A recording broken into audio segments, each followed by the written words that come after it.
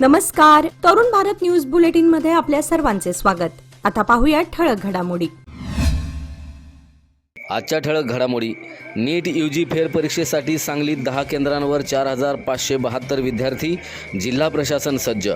मिरजेत 2 रिक्षांची समोरासमोर धडक, 5 शालेय मुली जखमी. वाहतूक काही काळ ठप्प.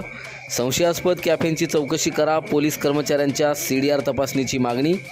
बसस्थानक परिसरात चोरी करणारी परराज्यातील सराईत महिला जेरबंद. 20,42,000चा मुद्देमाल हस्तगत.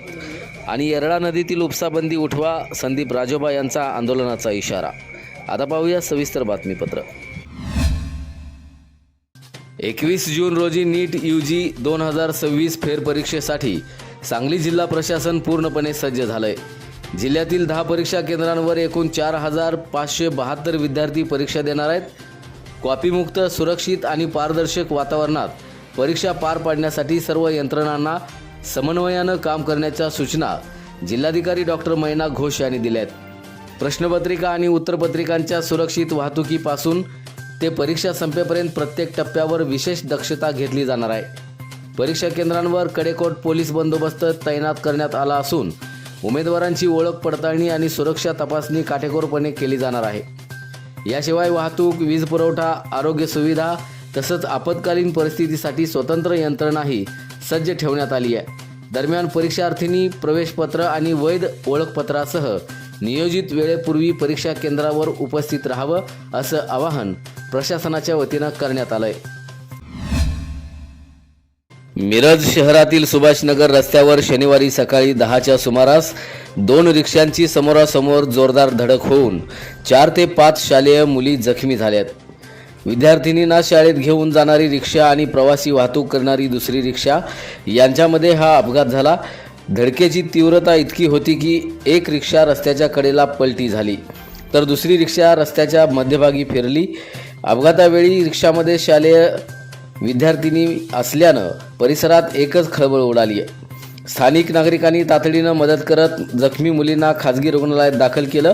सुदैवानं सर्व मुलींची प्रकृती स्थिर असल्याची माहिती मिळाली आहे. अपघातानंतर घटनास्थळी नागरिकांची गर्दी झाली होती. तसंच काही काळ वाहतूक कोंडीही निर्माण झाली होती. माहिती मिळताच पोलिसांनी घटनास्थळी धाव घेत वाहतूक सुरळीत केली. या अपघातात दोन्ही रिक्षांचं मोठ्या प्रमाणात नुकसान झालंय. सांगली शहरातील काही कॅफे शॉपच्या नावाखाली मिनी लॉज आणि स्मोकिंग झोन सुरू असल्याचा आरोप करत श्री शिवप्रतिष्ठान युवा हिंदुस्थाननं जिल्हा पोलीस प्रमुखांकडे निवेदन दिलंय. संस्थापक अध्यक्ष नितीन चौगुले यांनी शहरातील सर्व कॅफेंची पुन्हा सखोल चौकशी करण्याची मागणी केली आहे.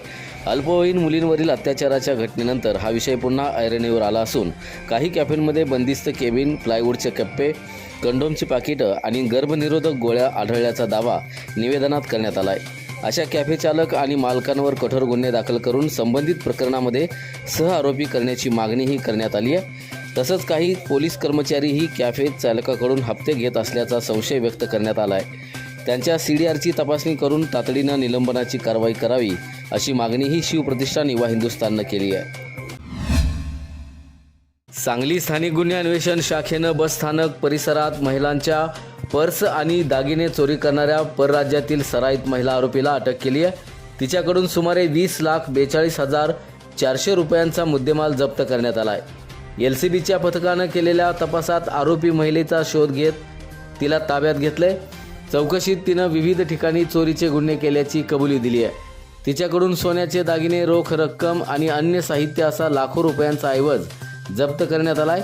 पोलीस अधीक्षकांच्या मार्गदर्शनाखाली स्थानिक गुन्हे अन्वेषण शाखेचे पोलीस निरीक्षक आणि त्यांच्या पथकानं ही कारवाई केली आहे. आरोपी विरुद्ध पुढील तपास सुरू असून तिच्याकडून आणखी गुन्ह्यांची उकल होण्याची शक्यता पोलिसांनी व्यक्त केली आहे. येरळा नदीतील पिण्यास अयोग्य ठरलेल्या दुर्गंधीयुक्त सांडपाण्यावरील उपसाबंदी कायमस्वरूपी उठवण्याची मागणी आता जोर धरू लागली आहे. वसगडे इथं झालेल्या स्वाभिमानी शेतकरी संघटनेच्या बैठकीत ही मागणी करण्यात आली असून संघटनेचे नेते संदीप राजोबा यांनी आंदोलनाचा इशारा दिलाय. निमणी बंधाऱ्यापासून ब्रह्मनाळ इथं कृष्णा येरळा संगमापर्यंत विविध गावांचं सांडपाणी नदीपात्रात साचून ते थेट कृष्णा नदीत मिसळत असल्याचा आरोप राजोबा यांनी केला आहे.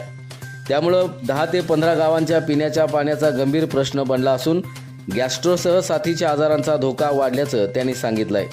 उपसाबंदी उठवण्याबाबत जिल्हाधिकाऱ्यांकडे निवेदन देण्यात आलं असून पाटबंधारे विभागाचा अहवालही सादर करण्यात आलाय. 23 जून रोजी वारणाली पाटबंधारे कार्यालयात नदीकाठच्या गावातील शेतकरी एकत्र येऊन जिल्हाधिकाऱ्यांची भेट घेणार आहेत. मागण्या मान्य न झाल्यास तीव्र आंदोलन छेडण्याचा इशारा देण्यात आला आहे. याचबरोबर आजचे बातमीपत्र इथे संपले. अधिक माहिती आणि ताज्या घडामोडींसाठी पाहत रहा तरुण भारत न्यूज चॅनल. तसेच आमच्या चॅनलला लाईक, शेअर आणि सबस्क्राईब करायला विसरू नका. आणि विश्वासार्ह बातम्यांसाठी दररोज वाचा दैनिक तरुण भारत. धन्यवाद.